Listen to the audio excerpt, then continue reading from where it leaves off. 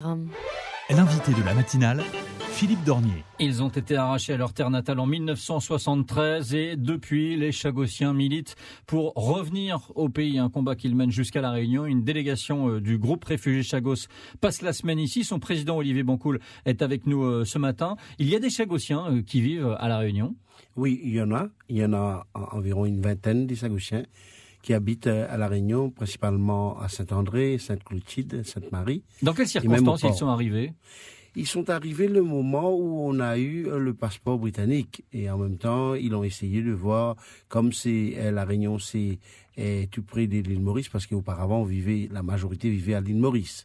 Ils ont essayé de trouver la chance ici, à La Réunion.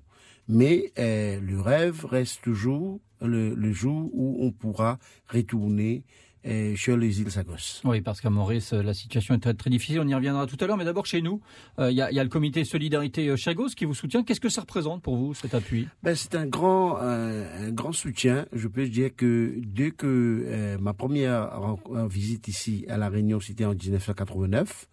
Et c'est à partir de là que je voudrais comme si faire alerter l'opinion internationale. Surtout, c'est notre première conférence de presse internationale. On l'a fait ici, au port. Et à partir de là, il y a des gens qui se sont venus solidaires avec notre cause. Et depuis, on a le comité Solidarité Chagos, qui a été mis sur pied par l'intermédiaire des camarades, comme Georges Gauvin et Alain Druneau. Et ils se sont joints avec d'autres personnes encore. Et je peux dire qu'il y a aussi le soutien d'une personne qu'on ne peut pas oublier, Paul Verzès. Il a fait beaucoup pour vous ? Il a fait beaucoup pour alerter l'opinion. De quelle façon ? Bon, il a fait soulever les problèmes des Chagos au niveau du Sénat. Et même dans toute organisation qui a été faite, la conférence internationale, à chaque fois, il a donné la chance pour soulever le problème des Chagossiens. Alors, on va pas pouvoir retracer toute l'histoire, évidemment, mais en résumé, qu'est-ce qui a conduit la Grande-Bretagne à vous expulser de votre archipel ? C'était en 1973. Écoute, la Grande-Bretagne a fait quelque chose vraiment illégal, qui est injuste. La façon de faire, parce que les Chagossiens vivaient en paix et en harmonie dans les Chagos, d'un moment seulement pour faire plaisir avec l'accord aux Américains. À l'époque, l'île Maurice était britannique, faut rappeler. L'île Maurice était britannique, était une colonie britannique. Et ils veulent comme si donner une place aux Américains pour contrecarrer les Soviétiques. Mais la première, c'était Aldabra, qui appartenait aux Seychelles. Et après, en trouvant des tortues géants à Aldabra, ils ont pris la décision de laisser les tortues vivre en paix et va à la deuxième direction. La deuxième direction, c'était Diego Garcia. Malgré ils ont vu une population des gens qui vivaient en paix de l'harmonie, ils ont décidé de prendre Diego Garcia parce que la base stratégique, la façon où c'est situé au cœur de l'océan Indien de Diego Garcia, il a dit c'est la place idéale pour eux de construire la base militaire. Un site stratégique pour faire une base militaire américaine. La souveraineté sur l'archipel des Chagos, elle est revendiquée à la fois par la Grande-Bretagne et l'île Maurice. Vous avez vraiment le soutien des autorités mauriciennes ? Absolument, parce que là, nous sommes ensemble dans un combat. Et ça, on est passé par l'Assemblée générale de l'ONU. Et en même temps, l'affaire a passé au vote, et où Maurice a eu 94 votes pour, et il y a 15 votes pour l'Angleterre. Et là, l'affaire a été référée devant l'instance internationale de justice. Et c'est au mois de septembre, commençant le 3 septembre, peut-être pour une durée de 10 jours, que les juges vont écouter les plaidoiries des côtés du gouvernement mauricien et même des autorités britanniques.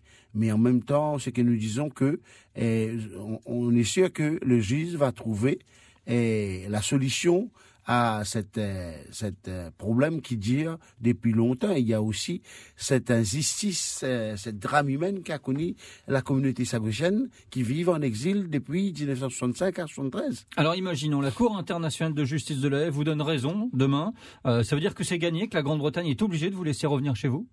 Absolument, parce que nous, on comprend pas la raison de la Grande-Bretagne. Vous voyez, actuellement à Diego Garcia, malgré il y a la présence d'une base militaire, on a des gens qui vivent. On a des Filipinos, des Singapouriens, des Sri Lankais, des Mauriciens, des Britanniques. Donc des cette Américains. base militaire, elle risque pas d'anéantir vos chances de retour. Si c'est dangereux pour nous, mais ça doit être dangereux pour les gens qui vivent là-bas. C'est pour cette raison ce que nous demandons. Le droit, en tant que fils du sol, on a le droit de vivre sur notre terre. Si on base sur la loi universelle d'ordre de l'homme qui dit clairement, nul ne peut empêcher d'entrer dans son propre pays.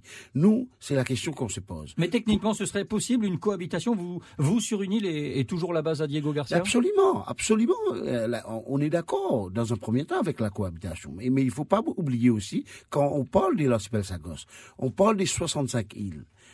Loin de Diego Garcia, on a Peros Banos, où je suis né. On a Salomon, où les gens peuvent vivre. Et c'est vraiment révoltant de voir des gens qui a la permission d'aller visiter pendant 6 mois à Peros Banos et Salomon, qui est loin de Diego Garcia, quand nous, en tant que fils du sol, on n'a que 5 jours pour visiter. C'est pas possible. Et en plus de ça, on a nos parents qui se sont enterrés dans des cimetières à Peros Banos, Diego Garcia et Salomon, dont on n'a pas le droit de fleurir leur tombe.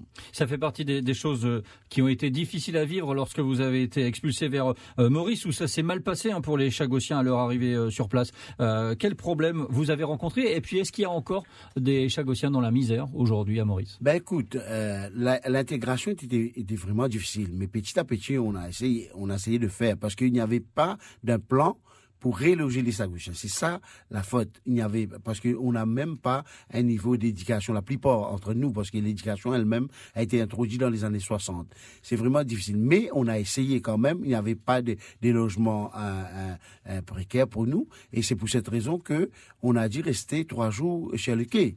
Mais après, petit à petit, je peux vous dire, dès 1999, nous, on a pris la décision.